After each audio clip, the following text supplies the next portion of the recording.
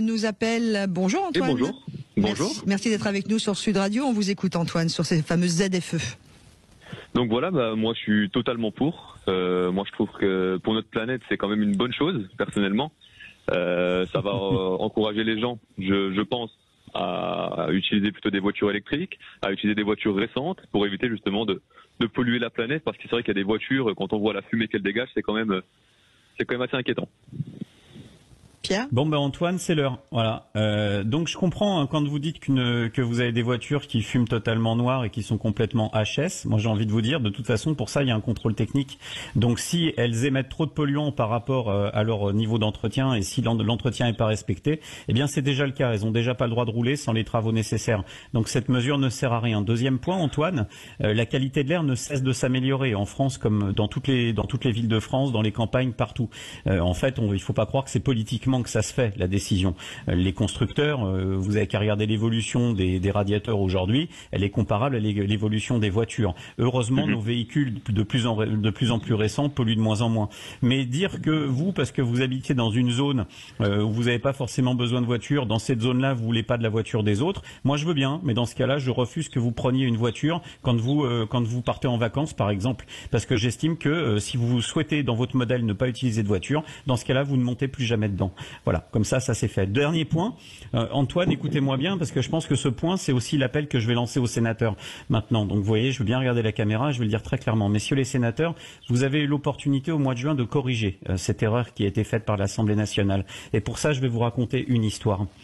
On va prendre l'exemple de quelqu'un qui est suivi en cancérologie, par exemple, et qui doit se rendre à des rendez-vous médicaux. C'est pas drôle de se rendre à des rendez-vous médicaux en cancérologie. Prenez l'exemple de quelqu'un qui habite, je sais pas moi, à une centaine de kilomètres de l'hôpital et qui doit aller juste avoir ses soins. Vous préférez quoi? Qu'il prenne un VSL aux frais de la société, dans lequel il sera peut-être pas accompagné par son conjoint, où il sera seul, et on sait à quel point c'est difficile de soutenir ce type de traitement. Ou est-ce que vous préférez qu'il prenne sa voiture? Alors maintenant, prenez l'exemple de quelqu'un, je sais pas moi, qui aurait un Honda CR-V diesel de 2009, un Volkswagen Touran de 2006 qui roule très bien parce qu'il est parfaitement entretenu. Eh bien, ces gens, vous allez leur dire quoi? Qu'ils n'ont plus le droit de prendre leur voiture pour aller à l'hôpital? Parce que vous avez décidé que dans vos zones à faible émission, dans ces zones d'égoïstes, de zones à forte exclusion, vous avez décidé, vous Antoine, comme beaucoup de parlementaires aujourd'hui et comme Barbara Pompili, d'exclure une partie de la population parce que vous avez ce vœu égoïste de garder votre territoire pour vous et uniquement pour vous, en faisant fi que quand vous prenez votre voiture, messieurs les sénateurs, en vacances, vous êtes bien contents d'aller sur la Côte d'Azur ou ailleurs pour pouvoir circuler librement? Eh bien moi, ça me débecte. Et quand j'entends ça, je me dis qu'on va mettre le paquet avec l'association 40 millions d'automobilistes parce que ces zones, c'est la chose la plus inégalitaire qui existe. C'est de l'obsolescence programmée.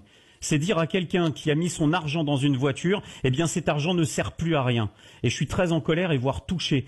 Parce que moi, évidemment, j'aurais les moyens de pouvoir avoir une voiture qui a le droit de rouler. Mais je pense à tous ceux qui les ont pas, qui nous écoutent et qui se disent mais qu'est-ce que c'est que ces bobos qui ont décidé de réguler leur monde égoïste pour 3% de la population qui se prend pour des sauveurs de la planète? Eh bien non, je préfère défendre les 97%. Voilà.